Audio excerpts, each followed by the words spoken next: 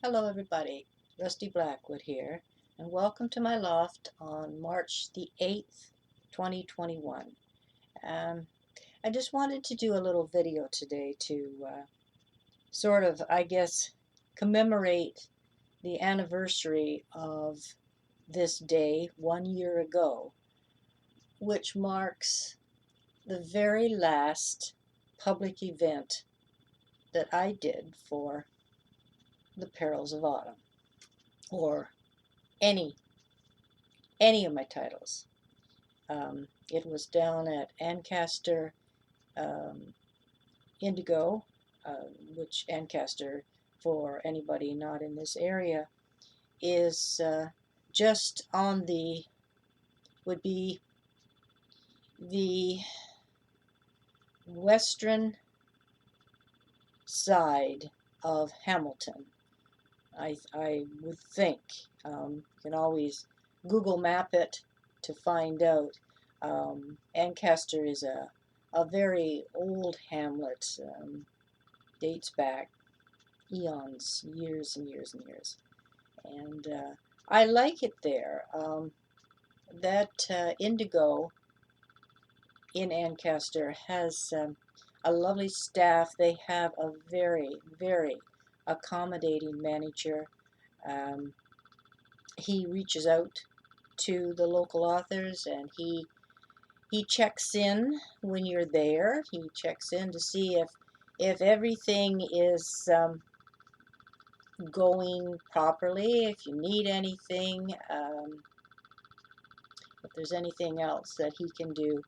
I like that because it gives you the feeling of that you're welcome, first and foremost, that they care about the authors and the work of those authors that they carry, and trying to have a really really good rapport with the author, and that's important because you don't always get that just everywhere you go, and some it's like pulling teeth in some ways to have any kind of a rapport with certain managers throughout the area. But um, I don't know, in defense of them, maybe the days that I have been there um, have been an off day for them. They're not having the greatest day or whatever. Um, because I don't do morning signings. I'm not a mornings person to begin with, and more of a night person. Maybe that comes from you know, liking to write later in the night when there's not much chance of the phone ringing or somebody coming to the door, stuff like that. And it's quiet in the house, um, and so you can get work done. And whereas in the daytime sometimes there's interruptions, and so nighttime. I've always been more of a nighttime person to begin with. All the years that I was working outside of the house, I, I had to get up in the morning and go to work. But I mean, that's behind me, and now I choose my hours that I work, that I write.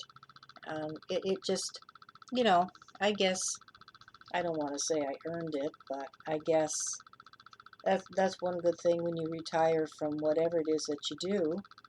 Your time is your own to do what you want to do, and within the limits or the hours that you want to do it. And so, but as I say, today marks the first anniversary of the very last literary event that I did, and I just, I don't want to make light of the fact of, or take away from the seriousness. Let me clarify what I mean. Take away from the severity or the seriousness of the virus, um, because I mean it does exist. You can't deny the fact that it does exist. but it is not what we were all led to believe a year ago. And everybody, I mean, along with me, everybody, we did our part. We did the 2 week quarantine, stayed put, stayed in the house, stayed away from everybody else, stayed away from family members that didn't live in the same household, did the full 9 yards that we were asked to do.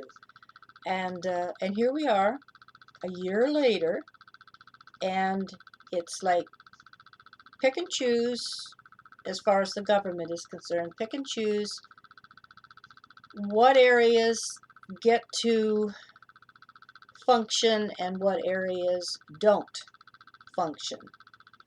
And I mean, the numbers are not that the news, the mainstream news anyway, is giving you is not the actual numbers.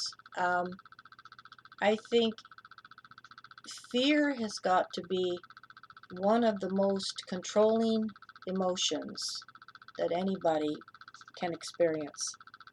And the government has really cashed in on this. And I think, keep people totally in panic mode, so afraid that oh, if I step out the door, I'm going to get sick. I have to continue to wear a mask. I have to stay away from people. I have to teach my grandchildren, don't come near me. Don't touch me. Don't come within 50 yards of me, or you could kill me. I mean, come on. It just, I know you can tell that I'm getting flustered here, but I mean, honestly, how how idiotic do they think people are? And unfortunately, there are a lot that just comply. They will not question it. They will not, heaven forbid, they research or look at something that has been sent to them that is from reputable sources. They are reputable virologists that are telling people, what this virus really is. I mean, they've yet to isolate it. Um, what happened to the flu? What happened to colds? What happened to pneumonia? You don't hear any of that anymore. It's all this virus. And even that should clue in to the fact that all of these measures, it is not for health reasons. It is just simply to control you. And if you let it, if you comply and lay down, then I guess you can't complain about what you get. Um, I don't encourage anybody to break the law. Um, I have never broken the law. Um, if I ever did anything that someone would consider, oh, Rusty, you shouldn't have done that. You broke the law. It was done unintentional. Um, and I know, I mean, ignorance is no excuse, but still, I am not going to just follow along blindly and not question anything or not have an opinion. I'm sorry. I grew up in a time when you could voice your opinion. Um, you had the right to do so. And you had the right to say whatever you chose to say. And I mean, you had to be um, take into consideration what you were saying. I mean, you don't have the right to purposely be an idiot to somebody else that doesn't share the same opinion as you do. But as far as voicing an opinion, you have the right. You still, even yet, you still have the right to voice an opinion. But most of the time, because of the fear factor, and everybody's so so afraid to, you know, to open their mouth or question or any of that, um, because you've got people jumping on you left and right because they are controlled. They believe every little thing that they're told and that the government tells them, or what they hear on the mainstream news. And and I feel sorry for them. I really do. Um, if I didn't have as strong a faith in God and Lord Jesus, um,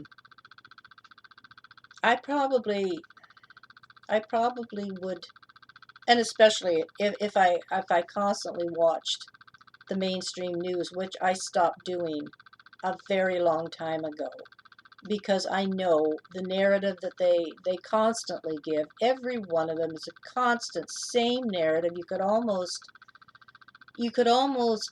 memorize it, and like they read from the same script, the same words, same message over and over and over, day in, day out, day or night. And the commercials that come on, if you watch TV, in one program, there'll probably be 4 commercials about the virus, making sure that as though they treat people like you have no brains. You have no capacity to judge for yourself, or make up your own mind on choosing what you should do, how you should approach things.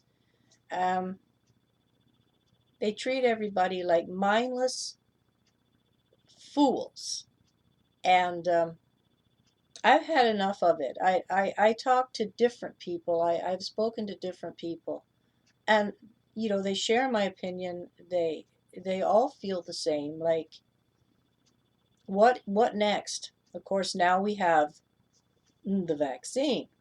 They've yet to isolate the virus, so I don't know how they can make a vaccine when they don't even know what it is that they're vaccinating you for. And there again, there's a red flag, a giant red flag, multiple flags that should tell you. Um, it takes years to develop a vaccine for something that they know what it is, so that they can go ahead and, you know, create whatever it is that they're going to create and to have it tested properly so that they know this is safe, and this is not, they tell you what side effects may be there, because no one is the same, no one's system is the same, and they tell you this thing that they've come up with like overnight. um, they don't know what it can cause. They have no way of knowing, and they will not take responsibility.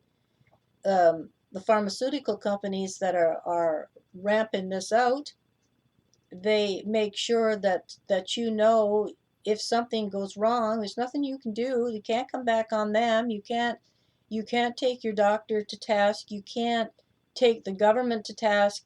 So what is that telling you? Are you just going to fall in line and um, get your arm up there, give it to me, and not know? Um, there have been people dying, healthy people.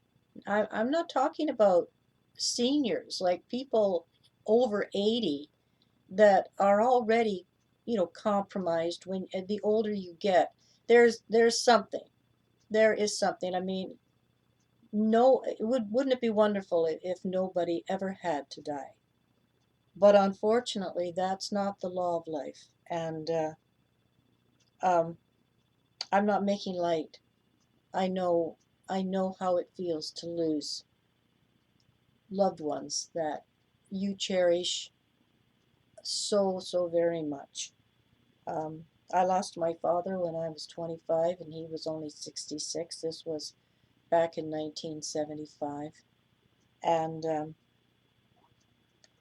but all those years following, for 40 years, I had my mother, and she passed away in 2015, and she was 93, and I was 65, and I think even yet there's this gaping hole in my chest, and I don't think it's ever going to fill in. It's just, there are certain times, certain days, certain events, or family happenings, or anniversaries on the calendar and stuff like that that come, and or I go to a certain place that I used to take her when she would visit, and it just brings it all back. It's just all there, and it's difficult, it's hard, and we come from our mothers, we come from within our mothers, and they nurture us, and they teach us, and they're our best friend. And a lot of times when you're growing up, when you go head to head, this type of thing, you don't even realize what a good friend your mom is to you, your very best friend, until all of a sudden, you think about something that I need an answer to. I need to find out. So, whereas before you could always go to the phone and call her, and or if you're fortunate enough to live in the same close, in the same area, relatively close, you can just go there. Um, but after they're gone, you can't. And it's times like that that you realize, you look at the phone and you figure, oh, I'll call her. And then you realize she's not there. And she's never going to be there. As long as you live, you're never going to see her again. You're never going to talk to her. Never going to have an embrace from her. Never hear her tell you that she loves you. And that's hard. It is hard. And so um,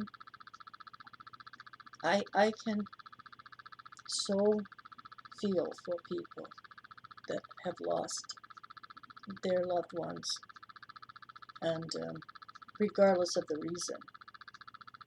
But now, with what's going on, and have been going on for a year, over a year in some places, in over in Europe, it was happening before it was here, and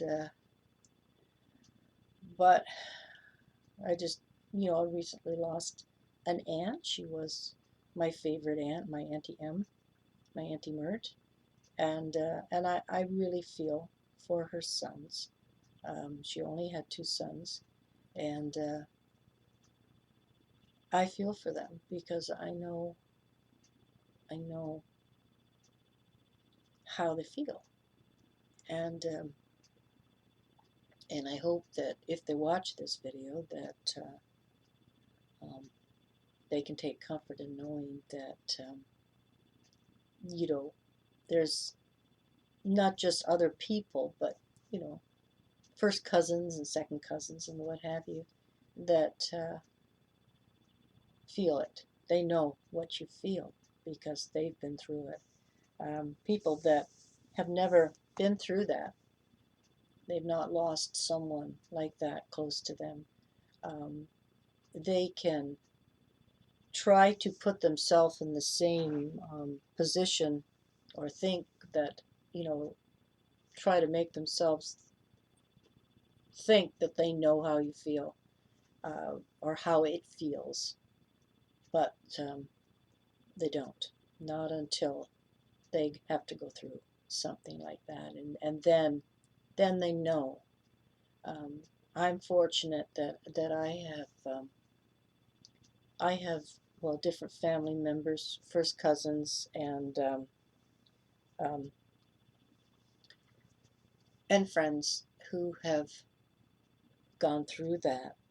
They've lost their parents, um, and they know how that feels.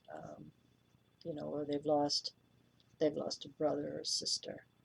Um, I think the very hardest that anyone would be asked to endure would be to lose a child. And I hope and I have asked God please not to ask me to endure that. I think that that would have to be the very hardest the very hardest thing you would ever be asked to endure, um, because they are your children are from within you, and they're such a part of you, and it that never goes away regardless of how old they get. You never stop thinking about them. You never stop being concerned about them, and always hoping and praying that everything is fine. That they're fine. Um, Everything is moving along the way they hoped and things like this. I'm very fortunate that I have my family um, close. I don't have to travel miles and miles and miles to see my sons or my grandchildren, and now my two great grandsons. Um, we all live in the same city, and we're close. And I am so very blessed that it is that way because I certainly would not want to have my children in other countries where I would be fortunate to see them maybe every 5 years, like in the flesh. I mean, face chat, FaceTime, and Skype, and all of this is fantastic, but it's not the same as having them um, with you physically, right there where you can physically touch them. Um, so I'm very, very fortunate and very blessed that way. And so, you know, life, you never know what it's going to throw at you. Um, you just sort of have to be prepared, I guess, for whatever comes your way and handle it the best that you can. Do the best you can. And I I I am very blessed in many many ways, and I'm always giving thanks that I am as blessed as I am, even though like here I am today talking about the year yet the 1 year anniversary of the last event that I did. But I mean, when you're a writer, um, and you get to the stage where you publish and you get your work available to people, which then makes you an author. Um, you know, it's important because I mean I have written for years and years and years before I ever published anything. Um, I mean, I could, for the rest of my life, I could go on writing for myself and just for my own enjoyment. But, it's nice to be able to share what you write, and especially if it's accepted, people are kind enough to buy it and read it and give you good reviews back, or at least to give you feedback. I mean, you can't please everybody, no matter what you wrote or how well you wrote it. But it is it's a way of sharing, I guess, with sharing. How can I put this? Sharing your feelings, um, that you have within yourself, um, and your experiences in life that you pull from in the work, in the storylines, or with the characters you create, and then of course the story that you put them into. And I have always done that. I write fiction, um, but I base a lot, not everything, of course, but a lot of what I write. Um, I base it on experiences that I have had in my life, and some some not so nice, and and some, very happy, very very happy times. And you have to take the good with the bad, and always hope for that balance, that you're gonna everything's gonna balance out sooner or later. And so I guess that's how I feel about what's happening now. Um, Everything has got to reach a balance, and it does, and this will as well. Um, I just it's just it can be difficult. It can be difficult, especially for people that don't have anybody else. Um, no family, uh, or even people who have nobody to be with or to talk to, and it is hard. It is very very hard.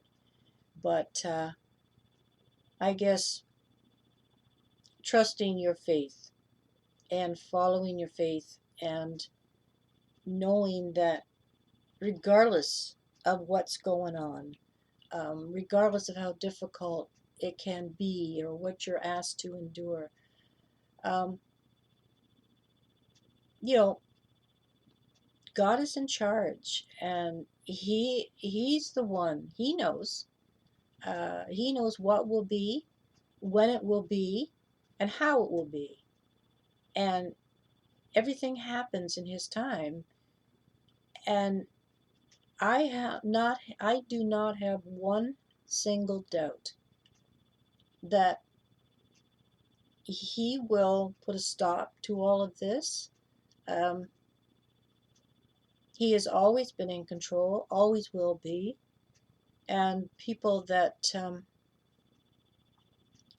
I hope more people turn back to Him. Um, there's so many people that I don't know. I can't speak for somebody else, and so therefore I'm not. I can only speak for myself. And there's been times in my life that my path has taken me, maybe, you know around a bend in the road that I shouldn't have taken, and thinking at the time that this is what I want, um, you know, and I'm happy.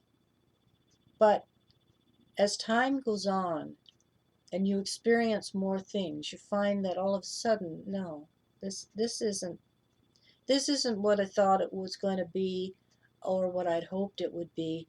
Um, and so you just open yourself, and it's just like, Jesus help me.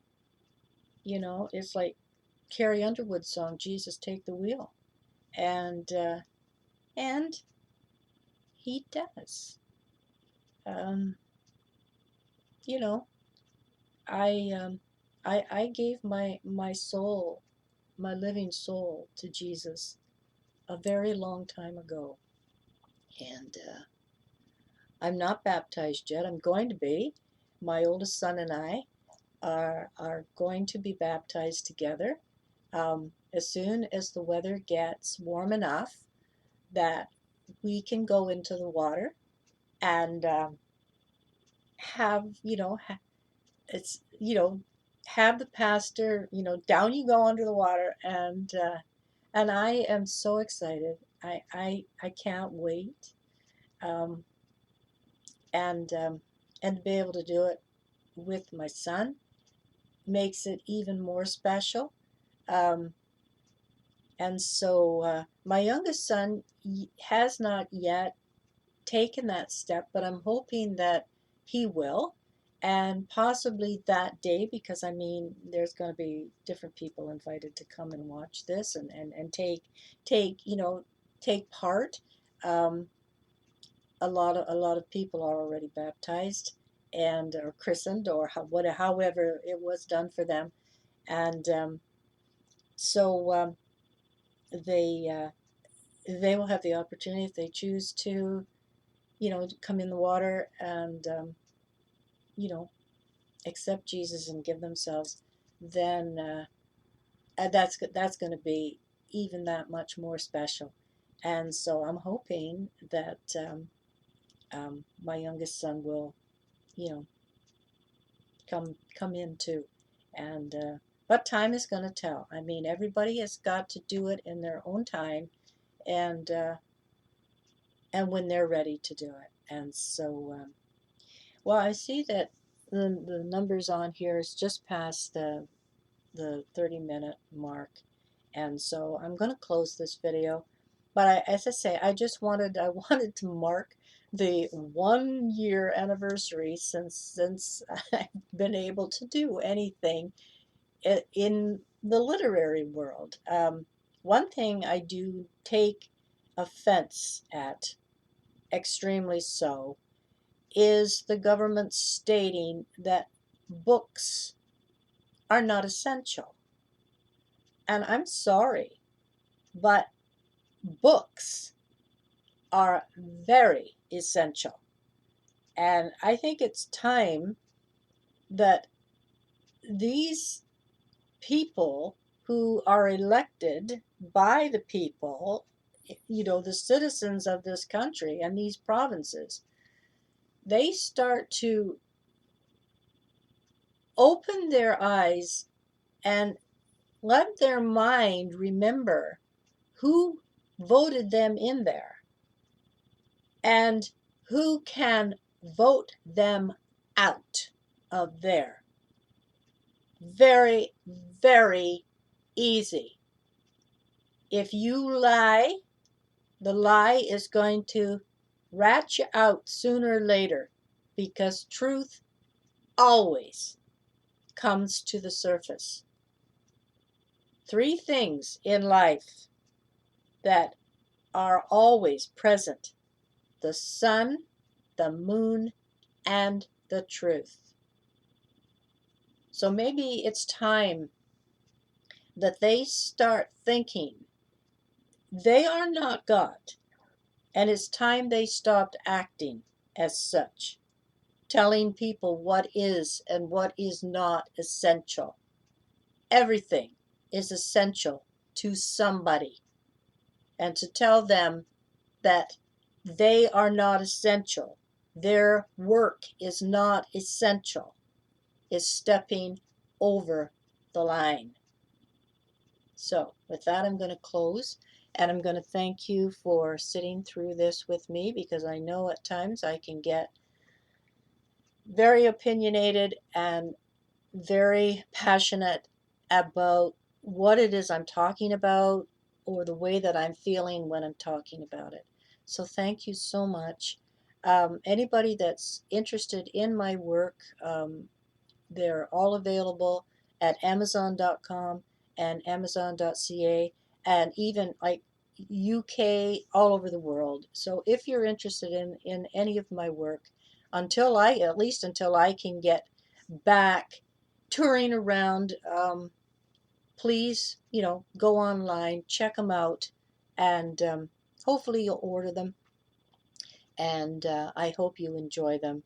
And if you do, if you read them, for those who have yet to read my work, I thank the ones who have, and I thank you so much for the lovely reviews and compliments that you've given me. And for those who have yet to read my work, I hope you will give me a chance, and I hope that you will contact me at my official website, www.rusty-blackwood.com, and leave me a comment, and so that I know that you've read it, and that you found entertainment in it, regardless of what title it is. And so for now, I will say God bless to each of you, and I hope to talk with you again soon. So for now, I say thank you and bye bye.